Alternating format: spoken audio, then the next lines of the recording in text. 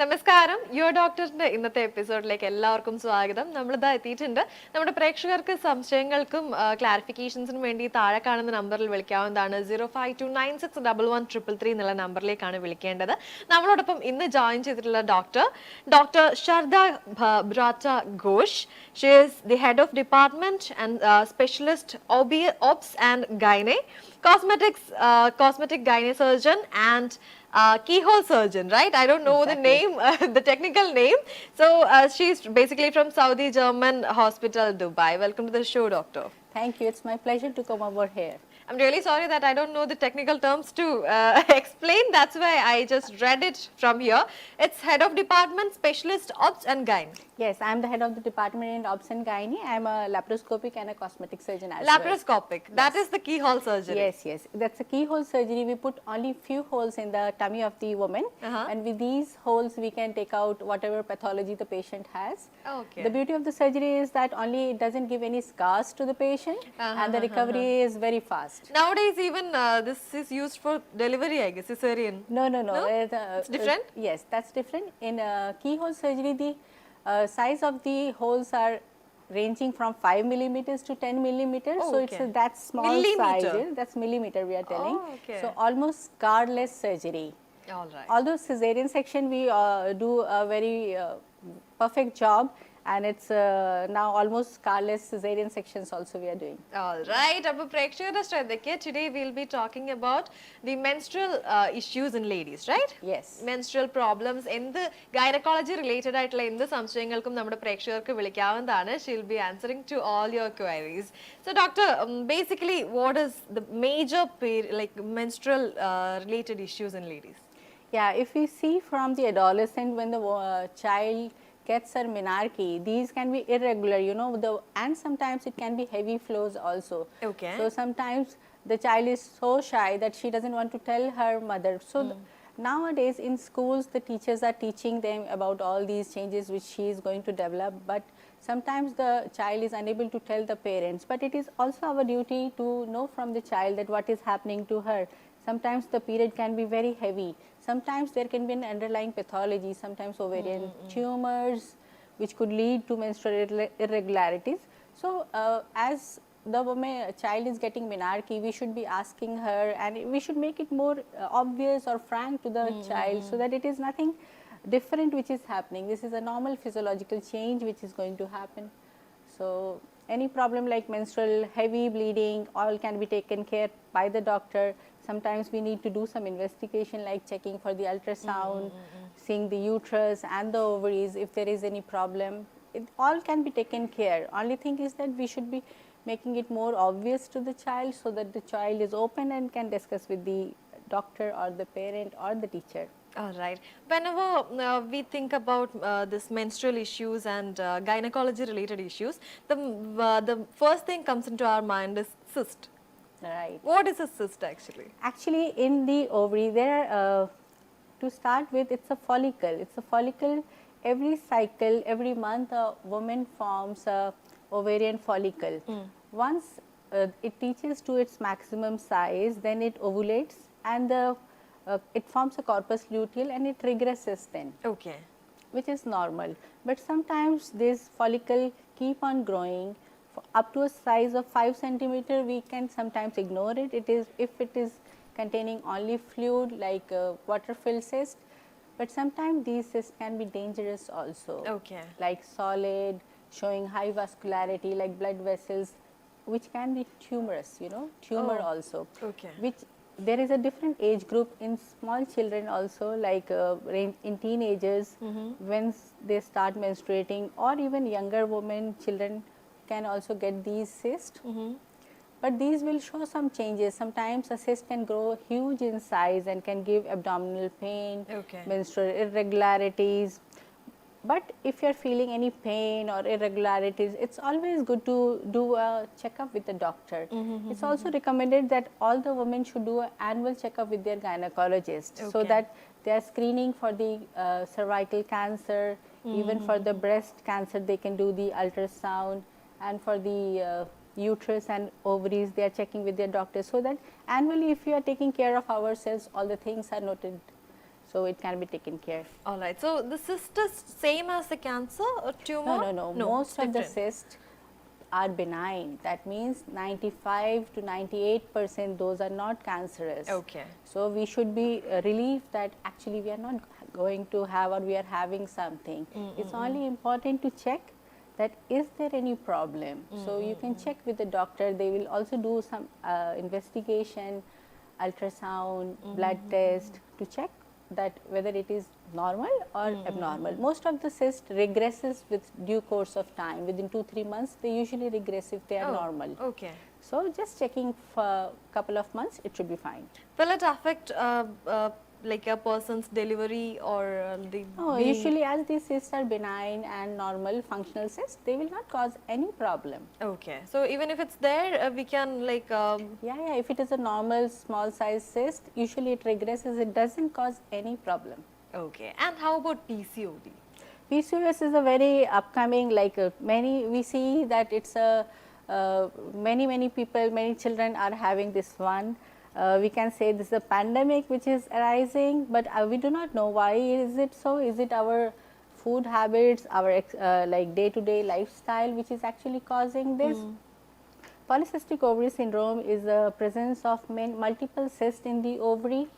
So it's related to the cyst.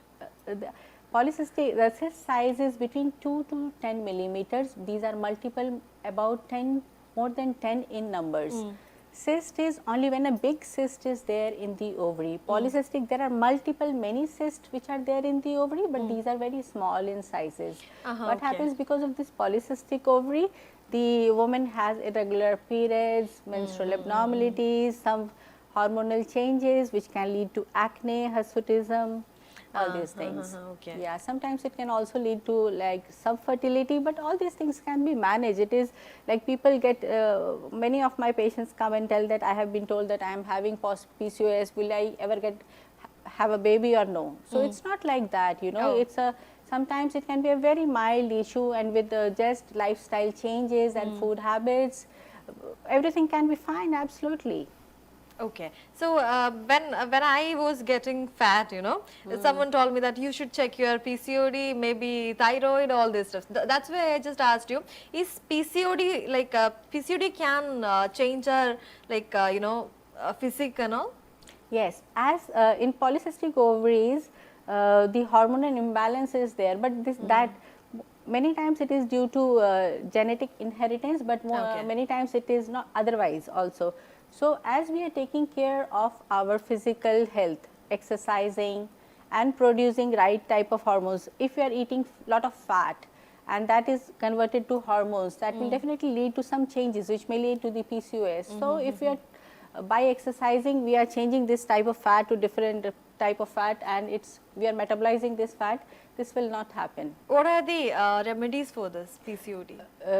Treatment? It depends on at what stage it is detected. If it is an adolescent girl who is having this PCOS, and it may be due to her lifestyle, so what sort of food she is eating, a balanced diet which should be encouraged, like she should be eating 2 portions of the veggies, 1 portion of protein and 1 portion of carbs only, which is I think our Indian diet is most of it is carbs, so we can change that thing. Another thing is that we should be exercising, you know, in a week time, our exercise should be 2.5 moderate exercise. Now what is moderate exercise is that once we doing moderate exercise, we are still able to talk in that one. Vigorous exercise is that when we do exercise, we are unable to talk with the strength of intensity of that exercise. So only with these things, minimal of things like weight reduction and exercising and your diet change, we can cure most of the PCOS patient. If it is not cured with these ones, now we have to see what the patient is suffering. Is it a menstrual irregularity which she is facing? Then the hormone supplement can be given which will regularize her period. If she is facing infertility, then there are medicines which will make her ovulate, and then she can conceive. Okay. Some people face late of menstrual, like you know, some people don't get menstruous even after 10 years or 16 years like that. What can be reasons for that? So the age of menarche varies from 9 to 16 years of age. if the woman is not getting periods until 16 years of age and her all the secondary sexual characters are already developed, then she should undergo all the investigation whether the internal structures like uterus, ovaries are functioning, where the hormones profile is absolutely normal or not, or if the woman is at 14 years of age and there is no secondary sexual character development. So now there are various reasons for this one. This is all linked to our hypothalamus pituitary axis. From the brain to the uterus, there is a circle which is formed. So we have to by means of all these tests we'll find out what is the cause. Many times just with the medications the menstruation can be taken care, but it's very important if a child doesn't get her periods by 16 years of age, we should check. Now precocious puberty is also happening quite often, like women before the child before the age of 9 they are getting menstruation. So if this is happening, then her stature remains short. But now our endocrinologists, they are doing a great job. So these all things also can be taken care of, and she can be her menarche can be pushed off to a certain age, when until that age she can gain a good height. Oh, so that won't have any side effects? Usually not. We have, these are all new things. Research is definitely going on all these things, but until now not major issues have been seen. Okay. So what are the basic menstrual related issues in teenage girls?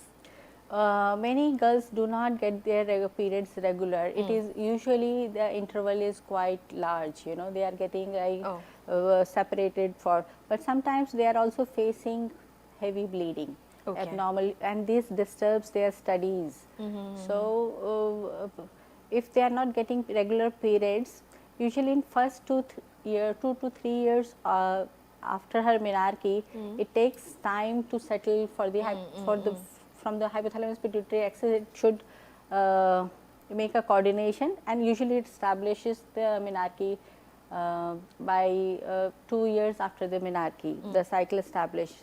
But if these things are happening, that she is not getting regular period, just see your obstetrician, you know, gynecologist, then they will find out the reason for it. And if only with the hormonal supplements, she will be fine. Okay, so in a healthy person, what should be the interval normally? The menstrual cycle usually ranges from 21 to 35 days of interval, and the period usually lasts from 3 to 7 days of cycle. Okay. So we say that if it is less than 21 days or more than 35 days, it is abnormal. Okay. Once the bleeding is more than 7 days, or the bleeding is quite heavy, like she is soaking more than 25 pads in a menstrual cycle, that is also abnormal, or she is passing lot of clots, you know, these are the times that she should seek opinion of a doctor. All right. Even in teenage girls, like we see other fluids also, right? Other than the spirit's blood flow, like some white discharge and all we usually Those see. are normal things. Our organs like the cervix usually produces hormones and secretions which are related to the estrogen and the progesterone, which are produced in the by the body. So these are absolutely normal things. These discharges are considered abnormal only when they are in copious amount, like too much is secreted and the child or the adult woman needs to wear a daily pad for that one, or there is a discoloration, or Like it's a yellow color is yellow, green, only white color is normal. When it Okay. is yellow, green, or it's foul smelling, some smell is coming, maybe sometimes these are just a mild form of infection, just check with the doctor, it should be fine then. All right. And coming to the menopause. Yeah. Like usually like the age like after age of 50, I guess, right? Yes, the menopause in Indian women is for 49 years, but it ranges from like 48 to 52 years of age. Okay, before coming to that, we have a caller with us. Let's see Okay. who is it. Hello. Hello Good evening. ആരാണ്? എന്റെ പേര് കവിത. Okay, hi കവിത. ഡോക്ടറോട് സംസാരിച്ചോളൂ. Hello doctor. Hi, yes, How are you? I am very good. What about you? Yeah, fine, thank you. Yeah. ഈ middle ഏജില് menstrual ടൈമില് abdominal cramps കൂടുന്നതിന്റെ കാരണം എന്താണ് ലേഡീസില്? What is the reason? Of the menstrual cramps? Yeah, Yes, menstrual cramps is happening in because middle age. in middle age. Yeah. So we have to see that whether this woman was having menstrual cramps of same intensity before, or this has increased, you know. If the menstrual cramps has increased, there is a possibility there is some pathology which is developing in the body, like sort of polyps or fibroids. We have to see that whether the Okay. patient was having some problem before, or it is a new development in her body, or sometimes the infection Okay. can also lead to these cramps. So just check, it should be fine. As I was telling, that doing an annual checkup is always recommended. You know, we shouldn't be ignorant about our body health. Okay. Okay. Yes. Thank you, doctor. Thank you. My pleasure. Thank you so Bye-bye. much, Kavita. Bye bye. Take care. All right, and coming to an interesting topic, actually, like she has innovated a technique called ASSST, by which she has saved like a lot of lives of mothers after delivery. What is ASSTT? Yes, yes. This is alternate sequential suture tightening technique. As Okay. we know that many women after childbirth, they die. Okay. And the most common reason of this death is atony of the uterus. The uterus doesn't contract. Okay. You know? So by this simple method, which I have innovated and published, and also presented in many international conferences also, this is a compression suture. Okay. So we just, what I do in this technique is I put a compression suture around the uterus. So Okay. uterus which is big in size, I just put a suture by which the uterus becomes very small. Okay. As the uterus becomes very small, the blood vascular channels which are actually popping out and the blood is coming through will be also collapsed. Okay. So as I make this one, the uterus doesn't bleed anymore. By these means, many times, like as I am the head of the department, many of my colleagues had this problem after postpartum hemorrhage. Their patient was bleeding and they called me, you know, and I came there and I put the suture. And although this is not only like with my help the patient was saved, we need a full running blood bank facility, a good ICU, anesthetic team, and as our hospital is a tertiary care center, we have all these backup with us, and all run 24/7. They are all working.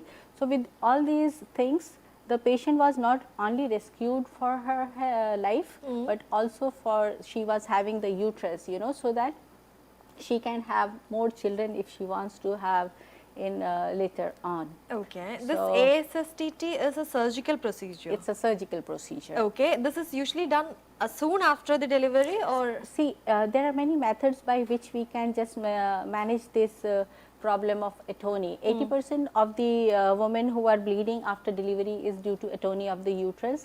So first it is managed with the medications. We try to give the medications. Okay. If it works with the medication, we don't need to do anything. Okay. There is another method that we put a tamponade, like we put something inside the uterus so that it compresses the uterus and it Okay. doesn't bleed. Okay. If still doesn't work, then we take it as the third resort. Alright. Usually before it was told that many women had to undergo the hysterectomy. We had to remove the uterus to save her life. Oh. But now with this small procedure, which doesn't take more than, like, if I start the procedure, it doesn't take me more than half an hour to do this procedure, and with this just a simple technique, the woman's life and the uterus is saved. all right. And coming back to menopause, that is a natural phenomenon. So we can't stop that. But still, during that time, a lot of people undergo a lot of like pressure, the mental stress, and due to the hormonal changes, they feel like the hotness, something like that, Yes, right? yes, So yes. what can be the precautions? What are the remedies we can control at least a little See, bit? nowadays the women don't want to age. Every woman thinks like that. I don't want to age, and but the remedies for the menopausal woman is controversial. Like taking hormone replacement therapy is controversial. A lot of research has come that it can lead to breast cancer or the endometrial cancer. But that is mostly due to once we take the pills, which also contains the estrogen, and but if we take estrogen primed with the progesterone also, usually these things do not happen. But as this is an absolute controversial topic, some women do not want to take any hormone therapy, but there are natural remedies also. Phytoestrogens can be given to the woman, calcium supplementation can be given. Okay. So all these things can be taken care of. If the patient is actually suffering from the hot flashes, which is something sometimes it's very annoying.